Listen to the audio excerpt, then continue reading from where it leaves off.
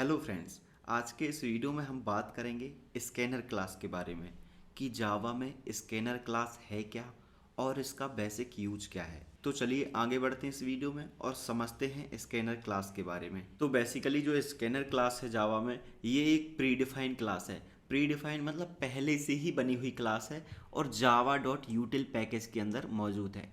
और scanner class का जो बेसिक यूज है वो है यूजर से डेटा कलेक्ट करना।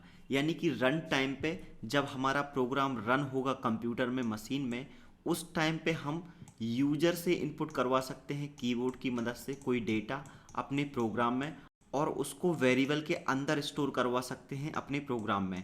तो वो करेंगे स्कैनर क्लास की मदद से। वैसे तो यूजर से इनपुट कलेक्ट करने के जावा में बहुत सारे तरीके हैं, लेकिन उनमें से एक है स्कैनर क्लास। स्कैनर क्लास की मदद से हम रन टाइम पे, मतलब कि जब हमारा प्रोग्राम रन होगा उस टाइम पे हम यूजर से डेटा कलेक्ट करके, इनपुट कलेक्ट करके और वेरिएबल में उस डेटा को स्टोर करवा सकते हैं।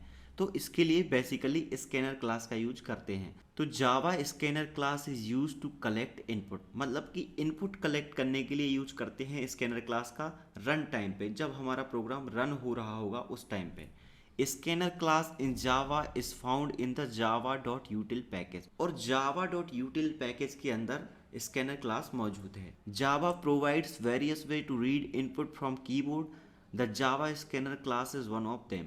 देखिए जावा के अंदर बहुत सारे तरीके हैं इनपुट कलेक्ट करने के, लेकिन स्कैनर क्लास उनमें से एक है। अब ये तो हो गई स्कैनर क्लास की बात कि स्कैनर क्लास है क्या और इसका बेसिक यूज क्या है। लेकिन हम यूजर से डेटा इनपुट में लेंगे कैसे?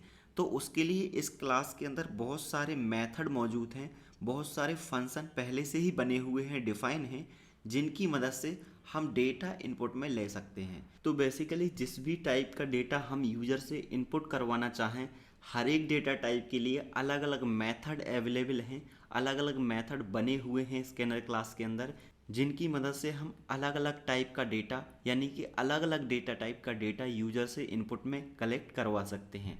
तो यहाँ पे कुछ मेथड हम देख लेते हैं जो प्रिमिटिव डेटा टाइप का डेटा इनपुट करवाने के लिए यूज होते हैं।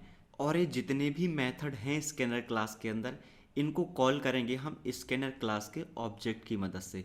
यानी कि हमें सबसे पहले स्कैनर क्लास का ऑब्जेक्ट बनाना है, उसके बाद हम इन मेथड को कॉल कर पाएंगे। तो अगर हमें बाइट टाइप का डेटा इनपुट में कलेक्ट करना है यूजर से, तो हम करेंगे नेक्स्ट बाइट मेथड का यूज। अगर हमें शॉर्ट टाइप का डेटा कलेक्ट करना है तो नेक्स्ट शॉर्ट का यूज कर सकते हैं।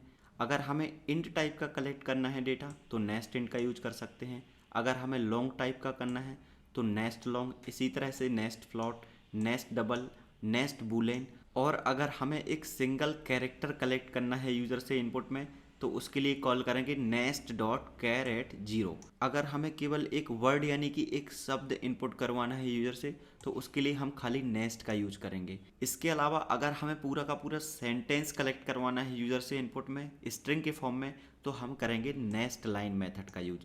इस तरह से ये कुछ मेथड्स हैं जो प्रिमिटिव डेटा टाइप का डेटा हमें यूजर से कलेक्ट करवा के देते हैं इनपुट के फॉर्म में। इसके अलावा भी बहुत सारे मेथड्स अवेलेबल हैं स्कैनर क्लास के अंदर, जिनका अलग अलग यूज है। तो उम्मीद है कि आपको इस वीडियो से समझ में आ गया होगा कि स्कैनर क्लास है क्या और जावा में इसका बेसिक यूज है क्या।